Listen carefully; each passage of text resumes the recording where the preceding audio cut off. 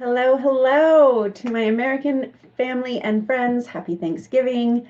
So day 3 of 30, just getting stuff out, talking about what's on my mind. So today, I wanted to talk about something I'm grateful for. And it's something that I think a lot of us can relate to. And it's probably not something a lot of people think about when they think about what they're grateful for.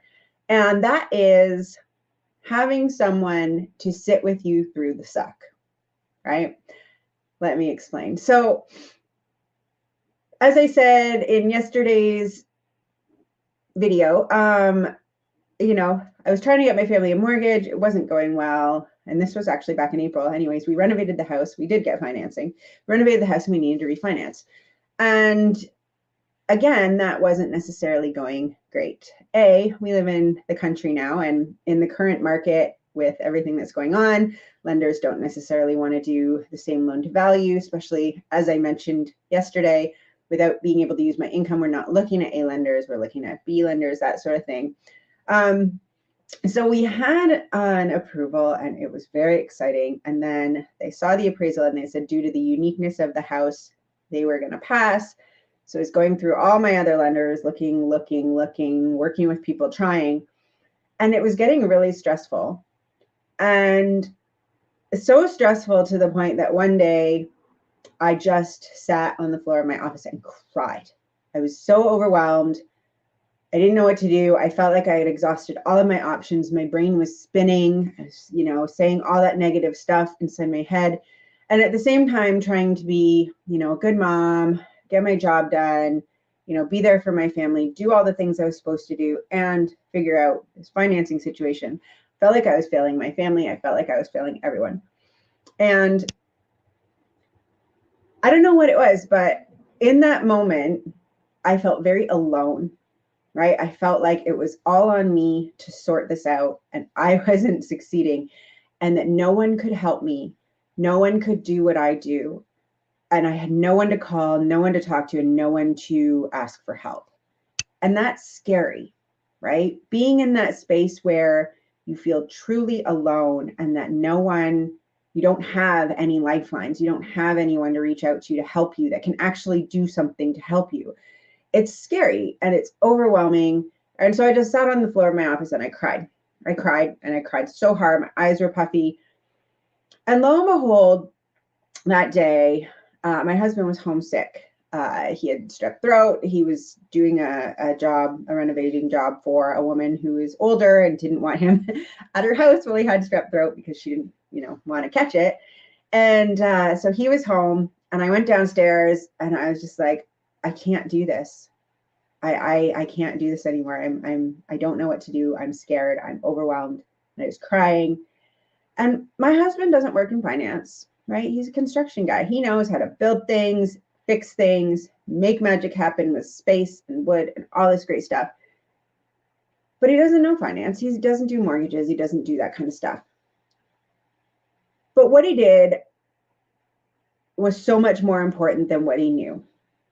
Because what he did is he said, I'm going to call some people I know and see if they know finance people that do, or if they know realtors, or if they know mortgage people that do rural properties, that specialize in rural properties. And I'm going to reach out to them, and I'm going to see what I can do. And in that moment, that little thing, right? That little thing, he didn't say, "And how can I help you?" or "What do you want me to do?" or "What can I do to help you?" He didn't ask me to tell him what to do. He didn't ask me to tell him what the solution was. He said, "You know what? I'm going to try this. I'm going to do this thing." And that changed everything. And then he sat there with me, and we sat at the kitchen table together, and he called people and looked into things, and I worked on what I worked on. And he didn't have all the answers, right? He was like, hey, asking me all these questions while he's filling out applications, and he's asking me to send him documents. He's doing all this. And he didn't have any of the resources he needed. He didn't have the answers to the questions, but he was doing something, and he was doing it on his own, and he was doing it without asking me whether it was the right thing to do or not, without any expectation of an outcome. And that small act that was actually very big to me, because all of a sudden I wasn't alone. I wasn't the only person looking for a solution. I had someone beside me, sitting with me in the suck, doing whatever they could, not knowing whether it was the right thing to do, the wrong thing to do, but trying without making it my responsibility to tell them how to try. And I think in that moment, I might have loved him more than, not more than ever, because I always love my husband, but in that moment, he was there for me in a way that I needed. And it didn't matter what the outcome was. It didn't matter whether he found a solution. It didn't matter whether he messed it up, didn't mess it up. It didn't matter what happened. The fact that he was there with me, figuring something out, trying his best, and was with me in my mess was all that mattered. And it was all I needed. All of a sudden, that moment of not being alone, that moment of having somebody, a partner in crime, somebody beside me willing to, dig deep and get through this and do whatever it was that they could and try whatever they could, having someone took the pressure off. It took something off. It just lifted something enough that I could breathe and I could think and I could find solutions. Because here's the thing, I do know this world. I do know how to do these things.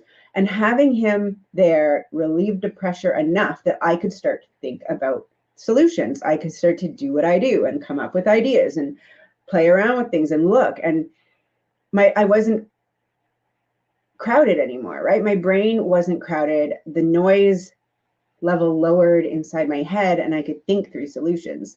So in honor of American Thanksgiving today, I am grateful for my husband for sitting with me in the suck and doing his very best in a world he knew nothing about, just so that I would feel better, right? He was willing to risk failure. He was willing to risk getting it wrong. He was willing to risk looking like an idiot, talking to people about things he knew nothing about. And he was willing to do all of that just so that I didn't have to do it alone. And I didn't have to feel like it was all on me. And I guess the message in all of that is sometimes that's all any of us really need. We don't need people to solve our problems for us. We just need somebody willing to be in the trenches with us, to sit beside us and try to do whatever they can do to just take some of the pressure off, right? It's like being a mom. You don't necessarily need people to know how to help you all the time, but the fact that they come over and, do the dishes without asking you, hey, how can I help? Because when you're in the thick of it, when you feel like everything is too much, when people say, how can I help you? The answer is, I don't know, because I'm not thinking clearly. I don't know what help I need. But when somebody just steps in and does something, it's like, oh, hey, I'm not alone. Thank you. Right? And that's all a lot of us ever really need, is just someone to do something and show us that we're not alone. Because life can be scary and life can be hard. And like I said, failure is challenging, worth it, but it's still challenging. And when we're not alone, when we know that there's someone there with us willing to just sit with us through the suck and go through the hard times with us and try their very best, even if they know they don't know what they're doing, but they're willing to try just so we don't feel alone. There's something beautiful about that. And I am forever truly grateful to him for that. I told him that, like, for the next 3 days, I was like, you'll never know how much that meant to me. Like, that was everything. I wish you could understand how much that meant to me, that you did that. It changed everything. And he's like, geez, Angela, you're being weird about it. And I was like, no, I need you to know that was it. That was the thing I needed. You just did the right thing. And I know I can be a nag and I can nitpick and I can have unrealistic expectations, but in that moment, you did it all right. And you didn't even solve the problem. I mean, he came up with solutions and they were very, very good. I'll give him that. But in the moment, he didn't solve the problem, but he was there. So sometimes that's all we need to do for others too, right? Not just what we need, but sometimes we get so stressed out trying to solve other people's problems. They don't need us to solve their problems. People are capable of solving their own problems. Sometimes they just need to know they're not alone, right? Sometimes they just need someone to sit beside them in the suck and be like, I'm here with you. Yes, it's uncomfortable. And yes, I'm not doing all the right things, but I'm here and I'm willing to try. And that's all it takes. So sit with someone, right? Be the thing they're grateful for. And I hope that someone sits with you. Anyways, enjoy your Thanksgiving. Remember to be grateful for all the things that you do have. Sometimes we get caught up in life and we forget that we have a lot. So let's remember that there's good in everything, right? We just got to look for it. Anyways, have a blessed day. I love you all, and I will see you again tomorrow.